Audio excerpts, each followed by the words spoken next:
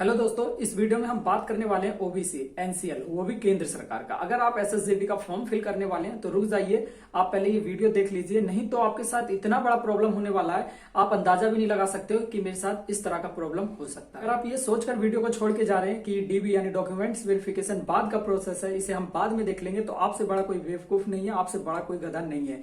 देखिए दोस्तों, जब आप वहां तक पहुंचिएगा ना, जब आपको अनुभव होगा समय का, एज का और फैमिली के टॉर्चर का। फैमिली का टॉर्चर तो आप फिर भी सह लीजिएगा क्योंकि वो आपके पर्सनल परिवार रिलेशन होंगे, लेकिन एज और आपका समय ये आप दोबारा नहीं ला पाइएगा। आपका एज जब खत्म हो जाएगा तो आप दोबारा इस फॉर्म को फिल भी नहीं कर पाइएगा, तब जाके आपको अनुभव होगा कि ये कितनी बड़ी प्रॉब्लम है। आपको लगेगा कि सब कुछ खत्म हो गया, सब कुछ बर्बाद हो गया, अब कुछ नहीं बचा। पहले आपका रिटर्न एग्जाम होता है, फिर आपका फिजिकल होता है, फिर आपका डीबी यानी डॉक्यूमेंट्स वेरिफिकेशन होता है। ये बाद का प्रोसेस है डॉक्यूमेंट्स वेरिफिकेशन। जब आपको उस टाइम पर एक छोटे से कागज के लिए बाहर किया जाएगा ना, आपको छोटे से कागज के लिए डिस्क्वालीफाई किया जाएगा ना, उस टाइम आपको काफी ज्यादा दुख होगा, बहुत ज्यादा प्रॉब्लम होगा। आपके टांगों के नीचे से ना जमीन खिसक जाएगी, इतना ज्यादा प्रॉब्लम होगा ना, आपको लगेगा सब कुछ खत्म हो गया, सब कुछ बर्बाद हो गया। ठीक ना दोस्तों, तो आपको अपनी तैयारी बेस्ट करनी पड़ेगी, आपको एक्टिव रहना पड़ेगा।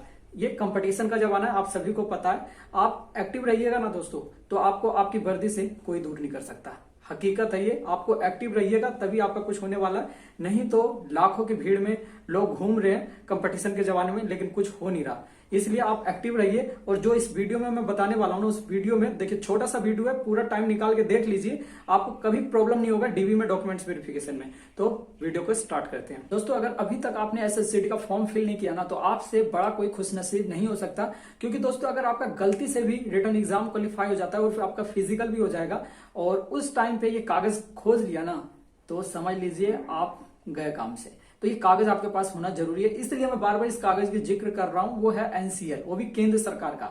जो भी ओबीसी कैंडिडेट है, जिनकी कैटेगरी ओबीसी में आते हैं, आप अगर ओबीसी, देखिए ओबीसी पहले बनाना किसको है ये जान लीजिए। अगर आपकी इनकम 8 लाख से कम है ना, आपकी जो फैमिली इनकम है वो 8 लाख से कम है, तो आपको ओबीसी बनाना जरूरी है ना। ओबीसी देखिए, इसमें आपको आरक्षण का लाभ मिलता है। ओबीसी आप जरूर बनवाइए अगर आपका इनकम जो है 8 लाख से कम है। अगर 8 लाख से अधिक है आपका इनकम, तो आपको ओबीसी बनाने की कोई जरूरत नहीं है। आप जनरल से फाइट कीजिए, कोई इशू नहीं है ना। आपसे कोई कागज भी नहीं मांगेगा। जब आप कैटेगरी में डालिएगा ना जनरल, तो कोई कागज आपसे नहीं मांगेगा। अगर आप ओबीसी डाल रखे, देखिए सभी जानते हैं ओबीसी में आरक्षण का लाभ मिलता है, तो औसतन सभी ओबीसी कैटेगरी चूज करते हैं। अगर आपने ओबीसी कैटेगरी चूज किया ना, तो आपके पास ये एनसीएल केंद्र सरकार का होना चाहिए, नहीं तो फिर आपको डिस्क्वालीफाई कर दिया जाएगा। देखिए, ये सभी बातें ना अभी इस टाइम पर जो बिहार के कैंडिडेट हैं, जो बिहार पुलिस के फॉर्म भरते हैं, बिहार मध्य निषेध, उनके साथ ये प्रॉब्लम काफी ज्यादा हुआ है। उनका देखिए, पहले उन्होंने रिटर्न एग्जाम क्वालिफाई किया,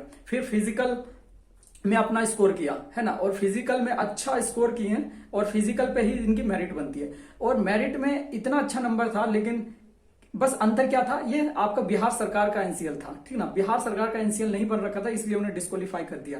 सोचिए, उसने रिटर्न क्वालिफाई किया, फिजिकल क्वालिफाई किया, और फिर आप उनको डीबी में छाट दिया, जबकि वो अच्छा स्कोर किए थे, है ना, तभी भी उन्हें डिस्क्वालीफाई कर दिया गया। तो उस टाइम उस कैंडिडेट को काफी ज्यादा पीड़ा होती है, काफी ज्यादा वो दुख होते हैं, है ना, दुखी होते हैं। तो इस तरह का प्रॉब्लम आपके साथ फेस ना करना पड़े आपको, इसलिए मैं बोल रहा हूं, अगर आप एसएसजीडी का फॉर्म फिल करने वाले हैं तो आप पहले अपना ओबीसी बना लीजिए। अगर आप ओबीसी कैटेगरी से आते हैं तो ओबीसी केंद्र सरकार का यानी एनसीएल केंद्र सरकार का आप बना लीजिए, आपको आगे चलकर प्रॉब्लम नहीं होगा, है ना। डीबी के टाइम में आपको प्रॉब्लम फेस नहीं करना पड़ेगा, तो बहुत जरूरी है ये बनाना, ठीक ना दोस्तों। अब बात कर लेते हैं ओबीसी बनेगा कैसे।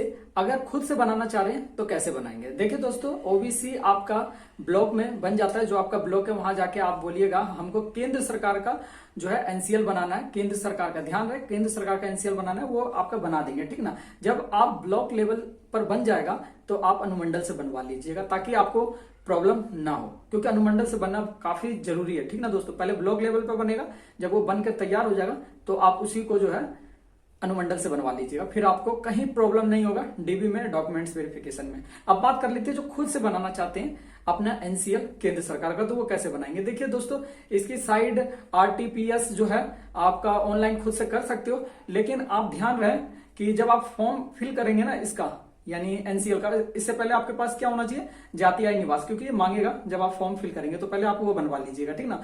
वो बनवाने के बाद एक आपका होगा फॉर्म 8। अगर आप केंद्र सरकार का बनवा रहे हैं ना तो फॉर्म 8 आपको स्कैन करके उसमें कुछ डिटेल होता है, आपका पर्सनल डिटेल होता है, वो आपका नाम वगैरह और किस कैटेगरी से बिलोंग करते हैं वो सभी आपको फिल करना है, एड्रेस, डेट, और उसी को आपको स्कैन करके उसमें अपलोड करना होता है। तो ये अगर आप केंद्र सरकार का बना रहे हैं तो आपका फॉर्म 8 लगेगा। अगर खुद से बना रहे हैं तो ये गलती आप नहीं कीजिएगा। पहले आप खुद से भी बना रहे हैं तो भी आप ब्लॉक लेवल पे पहले बनाएंगे, फिर आप अनुमंडल लेवल पे बनाएंगे। अब मुझे लगता है दोस्तों आपको पता चल गया होगा कि एनसीएल क्या चीज है, केंद्र सरकार का एनसीएल कैसे बनता है ना। आपको जानकारी मिल गई होगी। अगर आपका अभी भी कोई क्वेश्चन है तो कमेंट बॉक्स में पूछ सकते हैं। इस वीडियो को मैं इसलिए बना रहा हूं क्योंकि इससे पहले वाले भर्ती में किस तरह कैंडिडेट को डिस्क्वालीफाई किया गया था एनसीएल को लेकर। आप जब यूट्यूब पे जाइएगा ना तो प्लेलिस्ट में वो डॉक्यूमेंट्स वेरिफिकेशन के नाम से वीडियो सेव होगा, आप वो वीडियो देख सकते हो किस तरह डीबी में कैंडिडेट छटते हैं। तो एनसीएल में आपको प्रॉब्लम ना हो इसलिए आप बनवा लेंगे। और सबसे इंपॉर्टेंट बात ध्यान देंगे, सबसे इंपॉर्टेंट बात कि आपको अपने फॉर्म सबमिट करने से पहले बनवाना है, ठीक ना। क्योंकि आप फॉर्म फिल कर रहे हैं ना, आप उस समय, मैं ओबीसी कैटेगरी से आता हूं तो आपके पास वो होना चाहिए, तभी आपका वो मान्य होगा। अगर आपने फॉर्म फिल कर दिया, ठीक ना, और फिर बनवा रहे हो ओबीसी तो आपको प्रॉब्लम होगा दोस्तों। फिर आप कहिएगा मेरे पास था तभी भी मेरे को डिस्क्वालीफाई कर दिया, ये गवर्नमेंट की गलती है। तो दोस्तों ये हर एक में नियम है अब, ठीक ना। पहले ये बिहार सरकार इस तरह नहीं करती थी, लेकिन बिहार सरकार भी लागू कर दिया पूरी तरह। तो आप पहले अपना एनसीएल बनवा लेंगे, फिर फॉर्म को अप्लाई करेंगे। 100% आपको कोई दिक्कत नहीं होगा डीबी में डॉक्यूमेंट्स वेरिफिकेशन में। आगे भी आपको इस भर्ती पर अपडेट मिलता रहेगा। अगर आप नए हैं तो चैनल को सब्सक्राइब कर लेंगे, बेल आइकन जरूर प्रेस कर लेंगे ताकि नेक्स्ट भर्ती का अपडेट आपको मिल सके और छोटी बड़ी भर्ती से रिलेटेड अपडेट भी मिल सके। तो इस वीडियो में बस इतना ही, मिलते हैं नेक्स्ट वीडियो।